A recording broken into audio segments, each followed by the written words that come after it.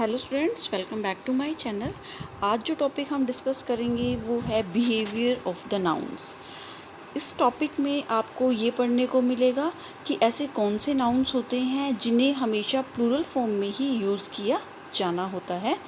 So behaviour of the nouns के बारे में जानने से पहले आप इस चैनल को सब्सक्राइब कर लीजिए और इसके बेल आइकन के बटन को भी ज़रूर प्रेस कीजिए ताकि आपको जो भी नई वीडियो है उसकी नोटिफिकेशन मिलती रहे। तो इसके बहुत सारे ग्रुप्स हैं जिसके बारे में हम बाद में पढ़ेंगे, लेकिन जो टॉपिक आज हम कवर करने वाले हैं that is only about group 1। और इस ग्रुप में हम उन नाउन्स को स्टडी करेंगे जो हमेशा प्लूरल फॉर्म में यूज़ किए जाते हैं। मैं आपको उन नाउन्स की लिस्ट प्रोवाइड करूँगी एंड साइड बाय साइड उनके मीनिंग्स भी मैं आपको क्लियर करती रहूँगी। So our first word is riches. तो यहाँ पे जो रिचेस वर्ड है उसका मीनिंग वेल्थ से है, ना कि रिच पर्सन से। तो जब भी रिचेस वर्ड आप यूज़ करेंगे उसके साथ आपने ईएस ही लगाना है, मीन्स रिचेस वर्ड ही यूज़ करना है जब भी आप एज ए वेल्थ उस वर्ड को यूज़ कर रहे हैं। सो अगर कोई आपसे ये क्वेश्चन करता है कि what is the singular form of riches, so आप क्या रिप्लाई करेंगे कि रिचेस की singular and plural form same ही होती है। इसकी सिंगुलर फॉर्म रिच नहीं होता है, बिकॉज रिच का मीनिंग होता है रिच मैन से एंड रिचेस का मीनिंग है wealth. So this is our first word riches. तो रिचेस मीन्स वेल्थ। तो next word is premises. Premises means होता है बिल्डिंग। तो प्रीमाइस वर्ड नहीं होता है, प्रीमाइसेस वर्ड ही होता है। सो इसका singular and plural form same रहता है। Third one is spectacles. Spectacles is an object that we wear on our eyes. जो आँखों पे हम पहनते हैं, मीन्स चश्मा जो हम लगाते हैं। सो स्पेक्टेकल वर्ड यूज़ करना बिल्कुल रॉन्ग है, आपने हमेशा इसे स्पेक्टेकल्स ही प्रोनाउंस करना है। स्पेक्टेकल मीन्स अगर आप एक चश्मे की बात करते हैं तब भी स्पेक्टेकल्स वर्ड ही यूज़ होगा। आपने ये नहीं सोचना है कि मेरे पास तो एक ही चश्मा है तो मैं स्पेक्टेकल्स वर्ड क्यों यूज़ करूँ, मीन्स ईएस क्यों लगाऊँ। तो ईएस लगाना है बिकॉज ये एक ऐसा वर्ड है जिसका singular and plural form same रहता है। Next is bowels. Bowels means intestine. तो बाउल्स वर्ड भी हमेशा प्लूरल फॉर्म में ही यूज़ होता है, मीन्स इसके साथ एस लग के ही इसे यूज़ किया जाता है। Next is the next word is valuables. Valuables का मतलब थिंग्स, जो कोई भी जो थिंग्स आप यूज़ करते हैं। सो वैल्यूएबल का मीनिंग अलग हो जाता है। वैल्यूएबल का मतलब होता है जो चीज़ हमारे लिए यूज़फुल है, एंड वैल्यूएबल्स जब इसके साथ एस लग गया है देन इट मीन्स इसका मतलब तब ये हो जाता है कि जो भी थिंग्स हमारे पास हैं, वैल्यूएबल्स मीन्स थिंग से है। सो इसका मतलब आप इसके साथ बिना एस लगाए अगर आप इसको यूज़ करोगे तब इसका मीनिंग डिफरेंट बन जाएगा। तब इसका मीनिंग सिर्फ क्या होगा, एक कीमती चीज़ होना, सिर्फ कीमती होना, कोई चीज़ हमारे लिए यूज़फुल होना। लेकिन वैल्यूएबल्स यूज़ कर रहे हैं तब इसका मीनिंग क्या है, हमारे पास जो भी थिंग्स हैं वो हमारी वैल्यूएबल्स हैं। So next word is proceeds. Proceed means money obtained from an event. So यहाँ पे भी प्रोसीड जो वर्ड है आपने उसे प्रोसीड्स बोलना है, ना कि proceed. Next is arms. Arms का मतलब मनी गिवन टू पुअर, यानी कि जो किसी को भीख देते हैं उसे हम आर्म्स कहते हैं। सो आर्म वर्ड नहीं होता है, ALM कोई वर्ड नहीं होता है, आर्म्स। ठीक है। नेक्स्ट वर्ड जो है वो है billiards. What is the next word? The next word is billiards. It is the name of a game. So billiard word नहीं होता है, billiards होता है। तो आज से आप इन words को अगर ध्यान से देखेंगे तो आप इनको हमेशा सही pronounce करेंगे। Billiard is a wrong word and billiards is correct. So next word is movables. So movable word नहीं होगा, आपने movables बोलना है। क्योंकि अगर आप मूवेबल बोलेंगे तो मूवेबल का मीनिंग तो होता है कि कोई चीज़ जो मूवेबल है, मीन्स जब आप उसको एक जगह से दूसरी जगह पर ले जा सकते हैं, वो तो होता है मूवेबल। लेकिन अगर मूवेबल्स वर्ड यूज़ कर रहे हैं तब उसका मीनिंग क्या होगा, ऐसी property that is not including land, so that is called movables. Next है वेजेस। वेजेस का मतलब जो सैलरी मिलती है, salary after week, so that is called wages. So wage is not correct, wages is correct. थैंक word नहीं use करना होता है कभी भी, हमें प्रोनाउंस करना होता है thanks. So next is annuls. Annuls means जो भी हिस्टोरिकल रिकॉर्ड्स होता है that is called anal. So anal is wrong and annuls is correct. Next is measles. Measles means viral disease. So measles is wrong and measles is correct. Means ये भी हमेशा plural form में ही use किया जाता है. The next word is trousers. Trousers means it's a type of garment. So trouser word नहीं होता है. Trouser is wrong pronunciation and trousers is correct pronunciation. Next is goods. Goods means जो भी सामान हम use करते हैं that is called गुड्स. तो गुड अगर आप गुड वर्ड यूज़ कर रहे हैं तब इसका मीनिंग डिफरेंट होगा, और अगर आप कुछ ये बोलना चाह रहे हैं कि मेरे पास ये सामान है तब आप वर्ड यूज़ करेंगे गुड्स, तब आप गुड वर्ड नहीं यूज़ करेंगे. Next is socks. तो जैसे हम अपने दोनों पैरों में सॉक्स डालते हैं, तो अगर आप एक पैर के लिए भी सॉक्स बोलना चाहते हैं तब आपको सॉक्स वर्ड ही यूज़ करना है, सॉक वर्ड यूज़ नहीं करना है. मीन्स इसका singular and plural form same ही रहता है. Next word is fetters. So fetters means fetters आप कह सकते हैं कि थिंग्स, ऐसी things such as rules, tradition that we dislike because they prevent us from behaving in the way we want. Means जो चीज़ें हमें कुछ पर्टिकुलर वे में कुछ काम करने से रोकती हैं, एक तरह से कुछ बंधन, ठीक है, तो उसे हम फेटर्स बोलते हैं. सो फेटर वर्ड भी हमेशा एज ए प्लूरल ही यूज़ किया जाता है. We can't use it as fetter, we have to pronounce it as fetters. Means हमें इसमें एस लगा के ही इस वर्ड को यूज़ करना है. So our next word is shorts. Shorts is a type of garment. Shorts भी एक गारमेंट होता है जो हम पहनते हैं, लेकिन उसमें आपने शॉर्ट वर्ड नहीं यूज़ करेंगे अगर आप उस गारमेंट की बात कर रहे हैं, बिकॉज शॉर्ट का मीनिंग स्मॉल होता है. कोई चीज़ शॉर्ट होती है तो वो स्मॉल होती है, लेकिन शॉर्ट्स का मीनिंग डिफरेंट होता है. शॉर्ट्स का meaning a type of garment. So the next word is Pantaloons. Pantaloons क्या होता है? Women's trouser gathered at the ankle. ये वुमेंस के ट्राउज़र होते हैं, that is called Pantaloons.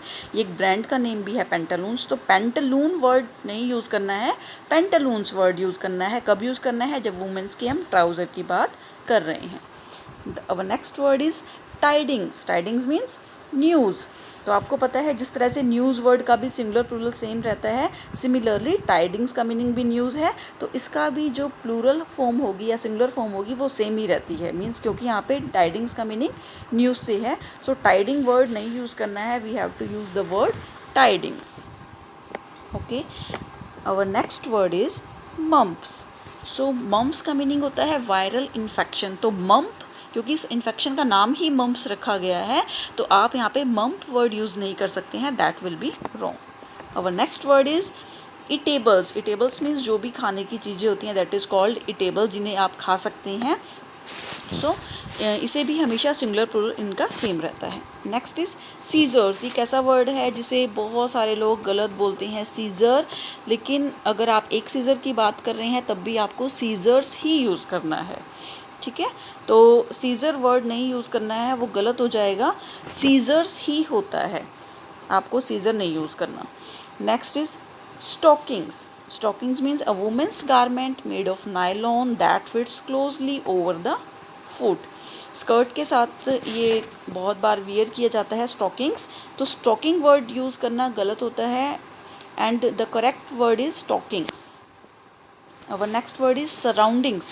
Surrounding means things and conditions around a person. हमारे आसपास जितनी भी environment होता है, जो भी environment, जो भी things and conditions होती हैं, that is called surroundings. And surrounding word is wrong and surroundings is correct. So the next word is breeches. Breeches means a type of garment.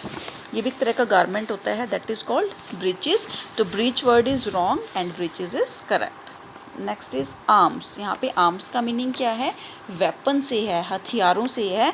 अगर आप आर्म की बात करते हैं तो इसका मतलब अपने बाजू की बात कर रहे हैं, वो तो ठीक है, लेकिन अगर आप वेपन्स की बात कर रहे हैं then the word arms will be use. तब आपने उसका सिंगुलर वर्ड आर्म यूज़ नहीं कर सकते हैं अगर आप वेपन की बात कर रहे हैं, क्योंकि आर्म्स का मीनिंग वेपन से होता है, then its singular and plural will be same. Next word is tongs. Tongs in an instrument with two movable arms that are joined at one end used for holding things. Mean simple language में मैं आपको बता देती हूँ कि आप इसे अपने घर में यूज़ करते हैं, अपनी किचन में यूज़ करते हैं, जिससे हम रोटियाँ सेकते हैं, चिमटा, ठीक है। तो एक इस तरह का इंस्ट्रूमेंट होता है जो कि थिंग्स को होल्ड करने में यूज़ आता है, दैट इज़ कॉल्ड टोंग्स। तो टोंग्स को भी आप सिंगुलर फॉर्म और इसकी प्लूरल फॉर्म सेम होती है, मीन्स टोंग्स। नेक्स्ट वर्ड है ईव्स, जिसे आपने हमेशा एस लगा के ही यूज़ करना है। ईव्स क्या होता है? It is the edge of roof that sticks out over the walls. मैं आपको बताती हूँ कि ईव्स क्या होता है, इसकी मैं आपको शेप बना के दिखाती हूँ। कोई भी अगर जैसे छत होती है इस तरह से, कोई रूफ होती है, कोई हट है, तो उसके यहाँ पे जो एक सपोर्ट के लिए पार्ट लगा होता है दैट इज़ कॉल्ड ईव्स। तो ई वर्ड नहीं यूज़ करना है, we have to use the word eaves. So okay, the next word is odds. So the odds means chance of something happening, that is called odds. जब हम odd word use करते हैं, odd का तो आपको meaning clear ही है, लेकिन odds का मीनिंग क्या होता है? चांस ऑफ समथिंग हैपनिंग, किसी चीज़ के होने के जब चांसेस होते हैं that is called odds. So आपको एक मैं एग्जांपल इसका दे देती हूँ। The odds are that he is no longer alive, कि चांसेस ये हैं कि शायद वो अब जीवित नहीं बचा है। Bellows means a device use for blowing out into a fire, means एक ऐसी डिवाइस होती है जो फायर को ब्लो आउट करने में यूज़ की जाती है, दैट इज़ कॉल्ड बैलोज होती है, इस शेप की बनी होती है बैलोज, ठीक है। आपको आप इसे समझ सकते हैं, दैट इज़ कॉल्ड बैलोज। ये फायर को ब्लो आउट करने में यूज़ होती है, तो आपको बैलो वर्ड यूज़ नहीं करना है, you have to use the word bellows. Okay, the next word is pincers. Pincers means a tool use for holding and pulling things. ये एक ऐसा टूल होता है जो किसी चीज़ को या तो होल्ड करने में या चीज़ों को खींचने में यूज़ होता है, मीन्स आपको इसको प्लायर्स भी बोल सकते हैं। तो आपको इसके साथ भी ऐसे ही यूज़ करना है। अगर आप पिंसर वर्ड यूज़ करेंगे दैट विल बी रॉन्ग। तो पिंसर्स का मीनिंग क्या होता है? Pliers. Next is shears means a cutting instrument just like scissors. Scissors की तरह ही होती हैं शीयर्स भी, इसीलिए जिस तरह से हम सीजर्स के साथ हमेशा एस लगाते हैं, उसकी सिंगुलर अगर हम उसको as a singular word use कर रहे हैं तब भी उसका एस लगता है। सिमिलरली शीयर अगर आपके पास एक ही है तब भी आपने उसे एज ए प्लूरल ही यूज़ करना है। If you are using it as a singular then it will be absolutely wrong. So the next word is snuffers. What is the meaning of the word snuffers? Snuffers is an instrument used to extinguish a candle by smothering the flame. एक इस तरह का instrument आप इसे कह सकते हैं जो कैंडल को एक्सटिंग्विश करने के लिए यूज़ किया जाता है जब हम उसकी फ्लेम को स्मोदर करते हैं। तो स्नफर्स वर्ड को भी आपको हमेशा एज ए प्लूरल फॉर्म ही यूज़ करना है।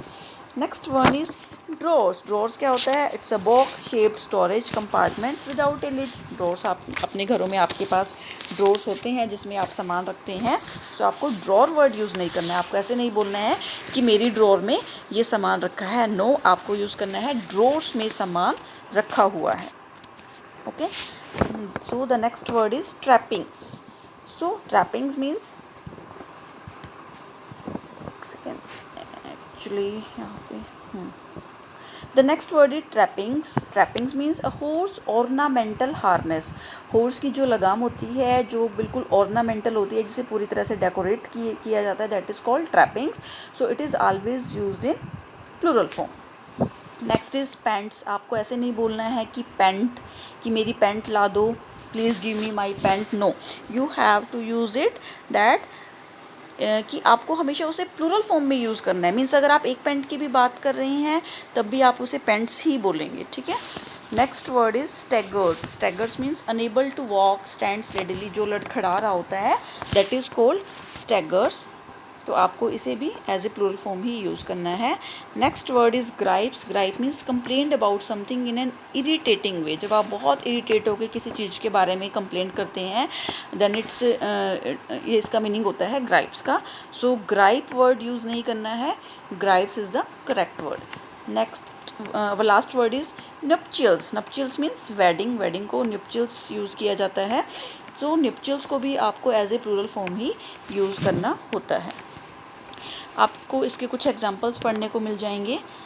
अभी हमने जो रिचेस वर्ड पढ़ा जिसका मीनिंग वेल्थ से था, सो रिचेस हैव विंग्स, अगर हम ये वर्ड यूज़ करें तो आप यहाँ पे देखेंगे कि रिचेस वर्ड यूज़ किया गया है, इसका प्लूरल फॉर्म लगाई गई है, प्लूरल यानी कि हेल्पिंग वर्ब लगाई गई है have.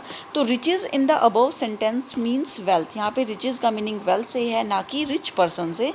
In other words riches is not the plural of rich, और हम ये भी कह सकते हैं कि रिचेस वर्ड रिच का प्लूरल नहीं है, बिकॉज रिच का मीनिंग तो सिर्फ रिच पर्सन से होता है और रिचेस का मीनिंग यहाँ पे सिर्फ वेल्थ से है।